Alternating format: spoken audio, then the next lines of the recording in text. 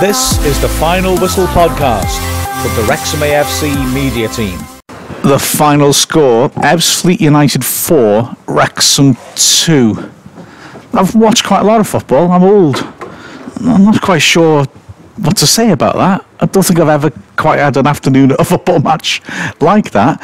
It started off when 5 minutes before the match I thought I wasn't going to watch a game of football, and ended with the most mad schoolyard bust-up I think I've ever seen under the name of professional football, and it's hard to draw too many conclusions from it. There were promising signs in the second half from Wrexham. There was admirable heart shown by Wrexham in the second half, although it was achieved by playing a style of football you couldn't possibly try to play in from the start of a match.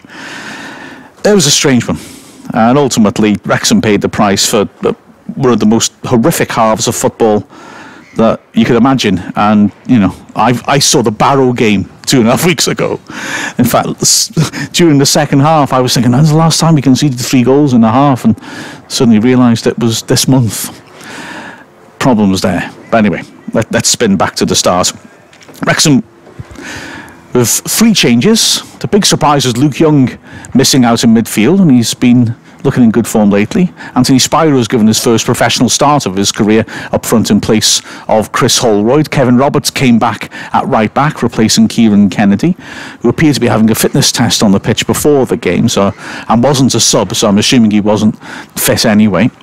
And in midfield, Mark Carrington returned from injury to anchor midfield. However, it looked like Wrexham's team changes were all academic, because it then transpired. Well, first we heard the rumour that Ebbsfleet players weren't going to warm up in protest at what was going off the pitch, which we understood to be just that they hadn't been paid. There was a attempt in December by the HMRC to wind the club up, which failed over unpaid tax bills. There was another attempt earlier this month, but that was dismissed in court, the way it was reported, because they paid their tax bill. Whether that's the case or not, I don't know. But what I do know is that a statement made the way round the crowd at about 2:30 from the players, basically saying that they'd been told they were all going to be released in the summer, they weren't getting paid, and therefore if they hadn't an agreement from the club by 2 o'clock, then they weren't going to play. And our understanding was the owner was not here, and therefore that game was not going to go ahead. Wrexham warmed up, Ebbsfleet didn't. The referee and linesman came out very late to warm up and had their warm up interrupted by a lengthy chat in the centre circle with an official, and it looked like we had no game. But Ebbsfleet did come out, and so Wrexham may well have thought a chance to catch a team cold. Well, there was one team that looked like they hadn't warmed up before the first half, and it wasn't the home team. Because it has to be said that the first half that Wrexham put on in that first period, like I said, was just about as horrific as I think I've ever seen from a Wrexham side. It really was absent. Ebbsfleet from the very start were coming forwards. Their 2 strikers with Whitley playing in behind were finding all sorts of space, and Wrexham just allowing them that space between the lines as they carved them about. First chance came in the 9th minute with the left wing back, centre back Bush driving across the face of goal, which luckily nobody got a touch to. But within a minute, Wrexham were behind. The left wing back Weston was playing essentially as a winger. He picked the ball up on the left hand side, was allowed loads of space, span, turned and drove it into the goal mouth. Pearson, 6 yards out, sliced it into the bottom corner of his own net. There was no one really lurking behind, and maybe he should have had a shout, and no need perhaps to react quite so desperately to it. But already by then Wrexham were looking desperate, getting carved apart. Like I said, those 2 central strikers with another man coming from deep were carving their way through the centre. There were a couple of instances in the first half hour when just a straight long ball through the middle was flicked on, and suddenly Wrexham were carved wide open. In fact, on one of them, really Whiteley ought to have scored. Just a neat flick by Cheek. Whiteley running through the middle, one-on-one with Lainton. A poor finish, just cushioning it into the keeper's hands. Wrexham had one opportunity in the half, if you would even want to call it that. A free kick, a good 25 yards out. Augustian taking it, trying to side foot it with a bit of power into the top left corner. Didn't get enough power or direction, and an easy catch. And that was Wrexham's best moment of a shockingly absent first half. Then it was back to Ebbsfleet, tearing into them. Weston sprinting down the left-hand side, pulling the ball back Whiteley 15 yards out with a glorious opportunity, drilled it with power, tremendous block by Roberts to send it behind for a corner. But with 6 minutes in the half, Wrexham were finally penalised again and went 2 goals down. It started off with Whiteley taking a 20-yard free kick, skimmed over the wall, must have just taken a flick off the head of a Wrexham player. It went just wide of the left post, corner given, and that corner was shockingly defended. The ball swept into the near post over the first man, and Cheek just stepped off his man and from close range headed the ball past to stranded Lainton. The stranded Lainton, a phrase I used quite a lot this afternoon. It was 2-0, and straight away there was a sense that really Wrexham's first priority needed to be to try now to survive and go in a half-time 2-0 down, despite the fact they had no real goal threat. He just felt it was a danger it was going to get worse. And it did. The last minute of the half, again, Wrexham left exposed. This time Augustian running through the middle, overran it, and then rather pulled out of the tackle, having lost it. The ball's fed forwards, a 3-on-3 break. Weston ended up picking the ball up on the right-hand side, drilling in a cross, which took a nick off Carrington and span invitingly across the 6-yard box, and Cheek with a simple tap-in in front of an open goal to make it 3-0. It really could have got even worse, believe it or not, in the first minute of added time, again, as Wrexham at that point completely caved in. Let's say that in comparison to what was going on previously, which was pretty horrific. Whiteley through the middle, charging forwards, helped it over to Weston, who turned and drew a powerful shot, and a good parry by Lainton low to his left to push the ball away. Great stop by the Wrexham keeper. It would have been 4-0 at half time. Wrexham certainly complained about it being 3-0. The defence was all over the place. Like I said, that overload straight through the middle, pretty simple thing, was tearing them apart. They badly missed Brad Walker, I think, just sitting in front of the defence, occupying that space, picking up players who are running in to support the strikers, and that third man running, basic tactic, did for them every time. In midfield, there was just a complete lack of presence, and up front I had a certain level of sympathy for Spirou, but I did say in commentary you could see what Ebbsfleet were looking to do. They were looking to feed Weston early on the left hand side. It was quite a lopsided formation from them. They had a lot more thrust down the left than they did down the right, and trying to work that little third man running move through the centre. It was very clear what they were looking to do. It really wasn't clear what Wrexham were looking to do, in all honesty, except as the half went on you thought, well, the one thing we're looking to use is Spirou's pace. But rather like when you have a big target man, so you just keep clumping bad long balls through the middle at him, it felt like that. Wrexham were just overhitting long balls over the top and hoping that Spirou's chase could turn a bad pass into a good one. The street's long ball is the most difficult one to get right, of course, and so constantly the ball was skipping through to Ashmore. There were a couple of occasions where Spirou's pace did make something of it, and I had a little bit of sympathy for him, in all honesty. On the flanks, Rutherford, I mean, again, worked very hard but couldn't make any attacking impact. McGlashan, again, weak, knocked off the ball consistently and struggled really to get anywhere. Did have a few moments where he found a bit of space because Weston on the left was committing so much, but so often his touch let him down and he ran into trouble or was just outmanoeuvred comfortably by a stronger opponent.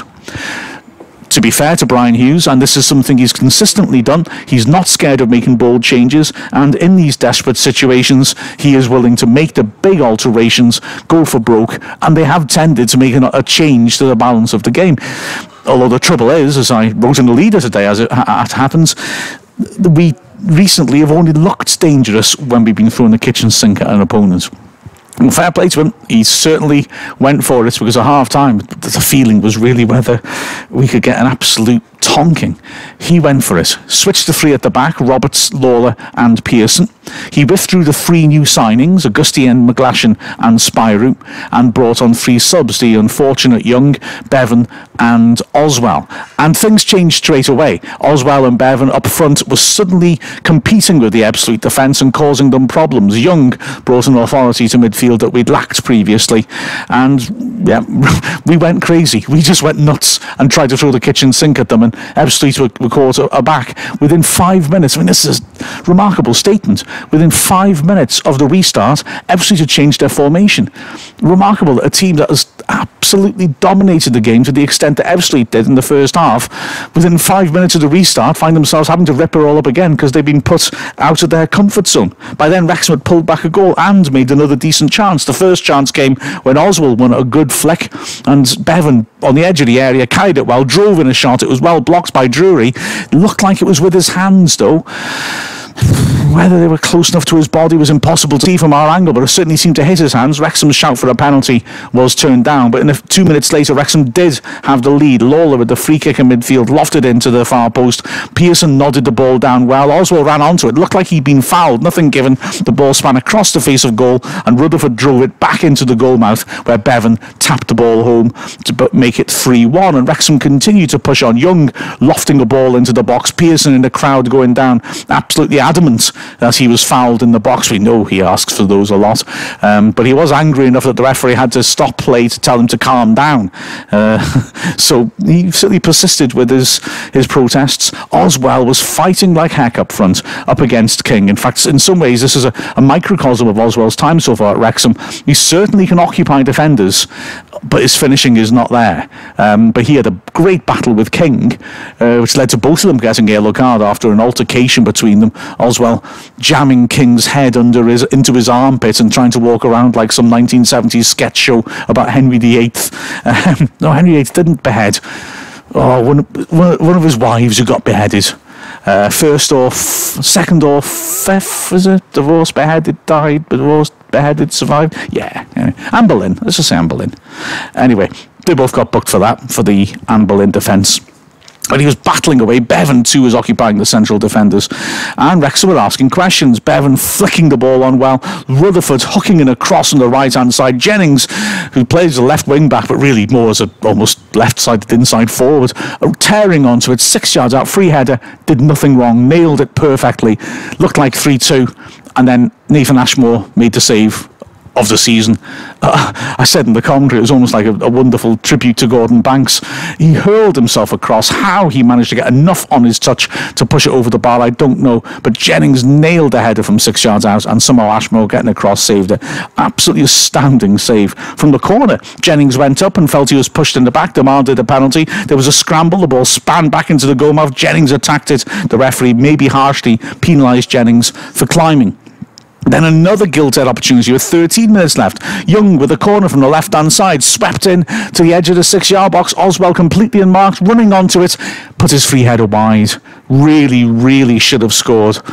But Wrexham persisted. 7 minutes left, and suddenly, remarkably, it was 3-2, and the incredible fight back was on.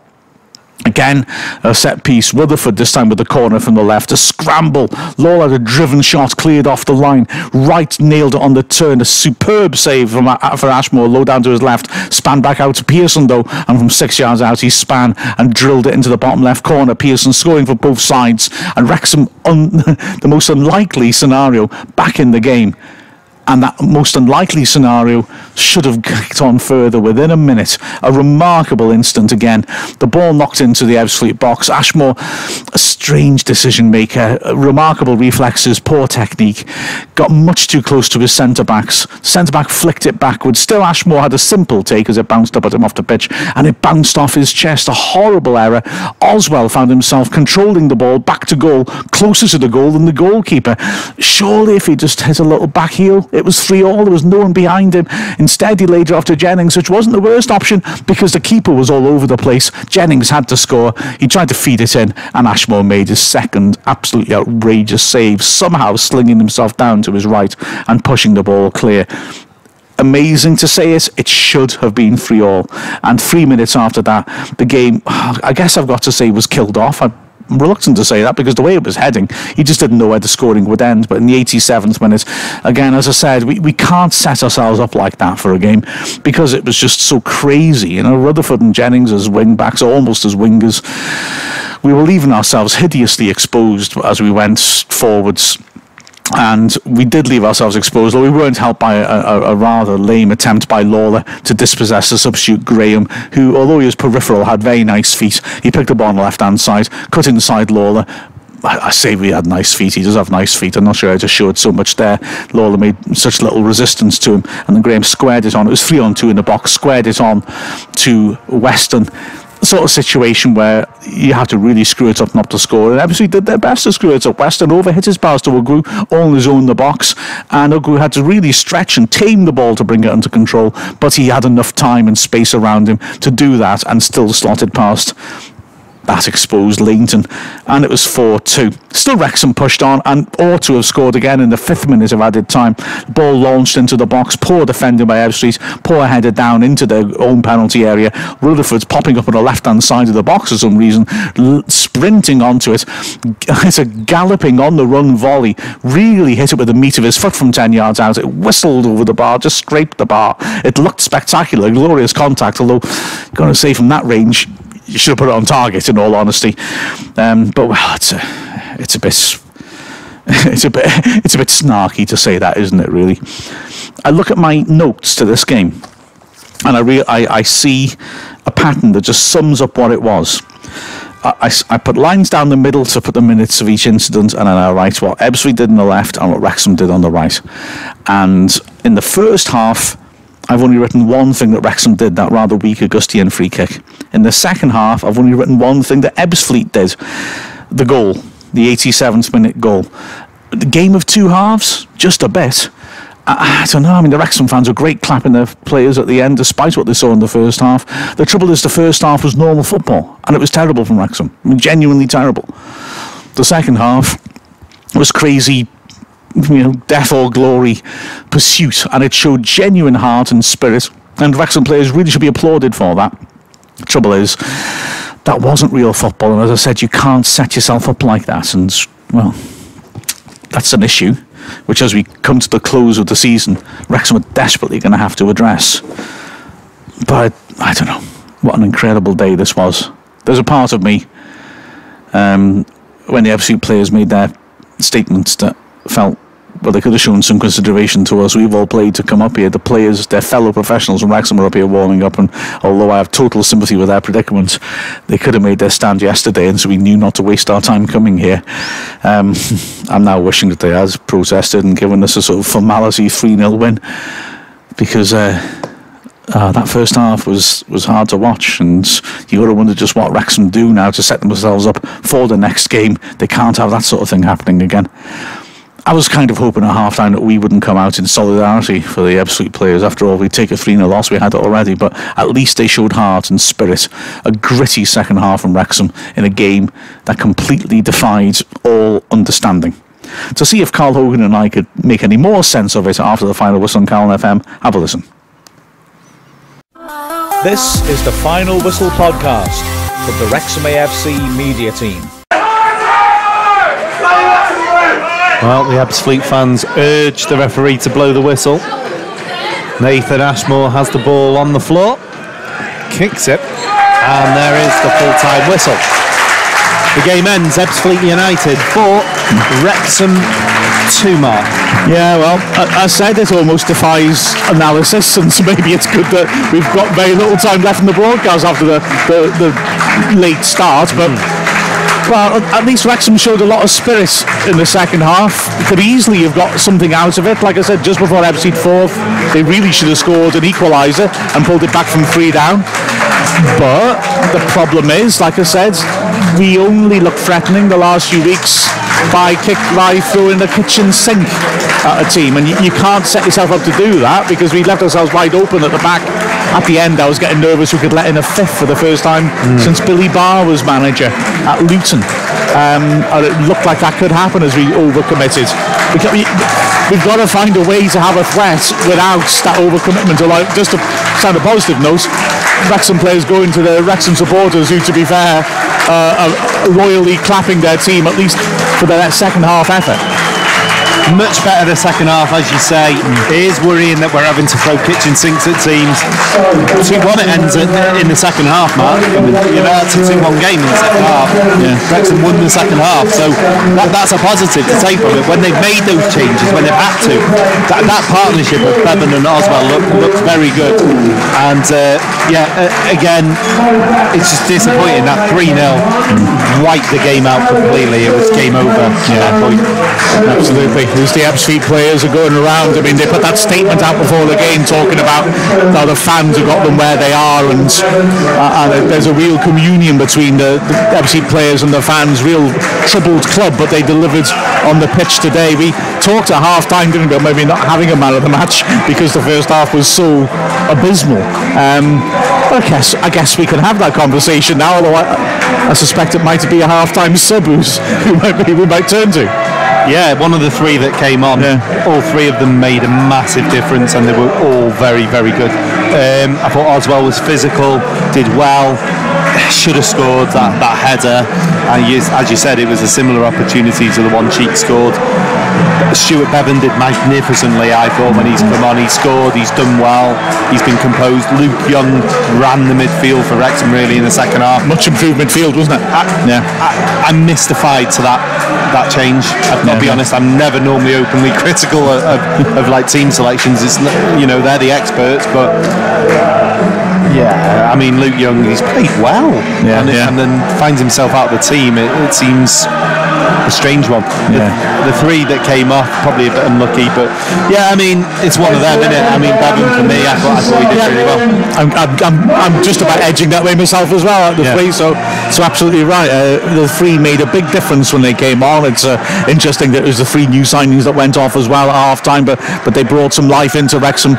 But the fact is that they suffered a defeat, and that's very frustrating for Wrexham as they now look to maintain a push for promotion after a disappointing defeat with a final score of Ebbsfleet United 4, Wrexham 2.